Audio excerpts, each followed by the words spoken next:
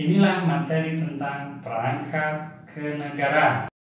Hai guys, selamat datang kembali di channel Materi Sejarah. Selamat menikmati.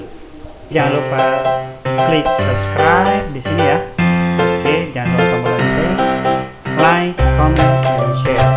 Ya, assalamualaikum warahmatullahi wabarakatuh. Inilah materi tentang pembentukan perangkat kenegaraan.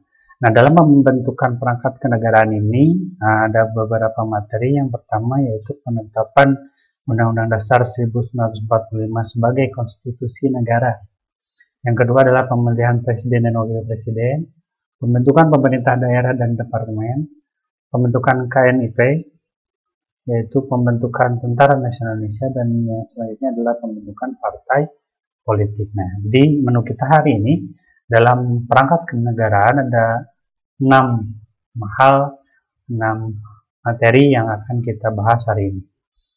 Nah, yang pertama yaitu tentang bagaimana pengesahan Undang-Undang Dasar 1945.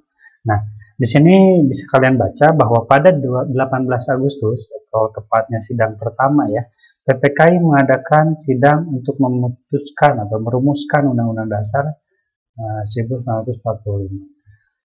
Mengesahkan pada akhirnya, namun sebelum pengesahan ada beberapa hal yang perubahan ya. Dalam sidang PPKI Undang-Undang Dasar 1945, rancangan PUPKI mengalami beberapa perubahan. Perubahan itu dilakukan agar Undang-Undang Dasar yang menjadi dasar hukum Indonesia lebih nasionalis dan tidak memihak golongan mayoritas, sehingga harapannya mampu mewujudkan keadilan sosial bagi seluruh rakyat Indonesia dan persatuan nasional. Nah, apa saja perubahan-perubahan itu? Nah, yang pertama adalah perubahan bagaimana butir pertama di dasar negara. Ya, di sana dituliskan sebelumnya yaitu ketuhanan dengan kewajiban menjalankan syariat Islam bagi pemeluk-pemeluknya. Nah, hal ini menimbulkan ketidaksetujuan ya, penolakan dari teman-teman kita di Indonesia Timur. Kenapa? Karena memang di sana mayoritas tidak Islam ya, bukan Islam. Mayoritas bukan Islam di sana, sehingga perlu diakomodir. Maka diusulkan untuk mengubah itu, ya, mengubah butir pertama tersebut sehingga diubah menjadi ketuhanan yang Maha Esa. Sampai sekarang ya. Nah, apakah mudah? Tidak ya. Itu pun sudah dirempukan setelah melalui perdebatan. Akhirnya diterimalah bahwa poin itu diubah menjadi ketuhanan yang Maha Esa. Lalu yang kedua adalah mengenai bagaimana presiden atau calon presiden. Nah, yang sebelumnya calon presiden dalam undang-undang itu adalah presiden harus beragama Islam dan penduduk Indonesia. Namun diubah menjadi calon presiden adalah penduduk Indonesia asli. Yang ketiga adalah perubahannya bahwa wakil presiden itu terdiri dari 2 orang, diubah menjadi 1 orang. Lalu yang terakhir ialah bahwa presiden memegang kekuasaan.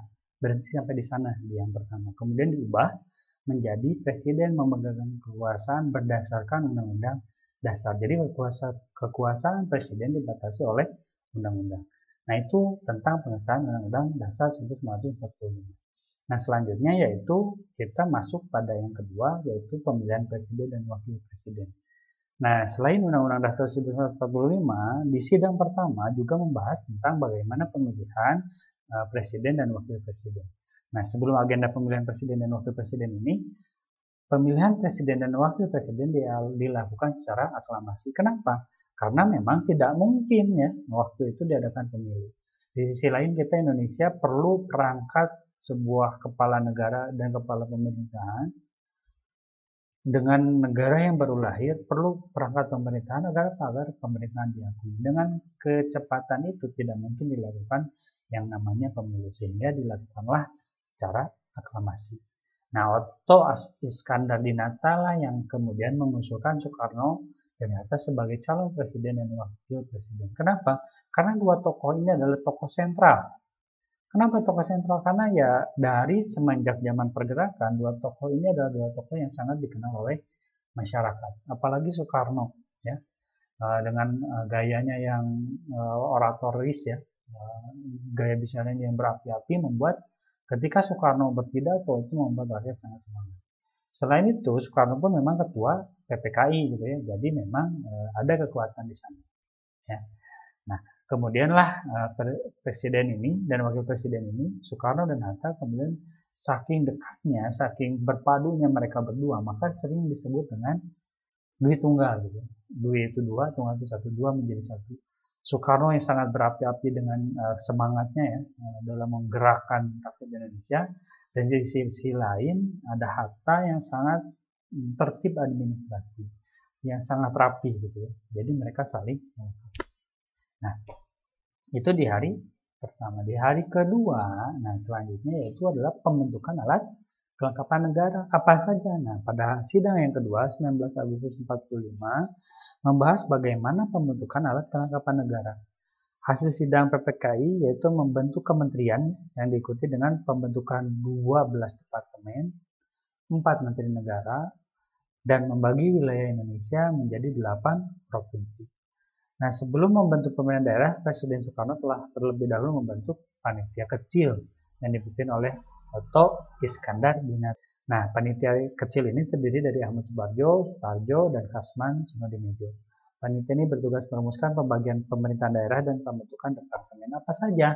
Nah, nanti saya tunjukkan apa saja departemennya dan apa saja pemerintahan daerahnya. Nanti saya tunjukkan. Lihat setelahnya. Oke, lanjut. Di selanjutnya yaitu pada sidang ketiga yaitu dibentuk yang namanya KNIP. Nah, KNIP ini dibentuk sebagai DPR sebelum ada DPR asli. Kenapa sebelum ada DPR asli? Karena seperti yang saya bilang tadi bahwa pemilu tidak mungkin dilaksanakan. Sambil menunggu DPR terbentuk, maka KNIP ini dijadikan sebagai DPR, gitu ya. Nah, namun selain itu, tujuan dibentuknya KNIP adalah yang pertama mempersatukan semua lapisan dan bidang pekerjaan agar tercapai solidaritas dan kesatuan nasional yang erat dan utuh. Ya. Membantu menenteramkan rakyat dan melindungi keamanan, dan yang ketiga membantu para pemimpin untuk mewujudkan cita-cita bangsa. Nah, seiring berjalannya waktu, kemudian 16 Oktober ya, waktu itu Kasman mengusulkan untuk KNIP ini diberi hak legislatif gitu ya. Hak legislatif karena apa? Untuk mengukuhkan bahwa memang betul-betul KNIP ini sebagai badan legislasinya gitu. Kenapa? Agar lebih terpercaya.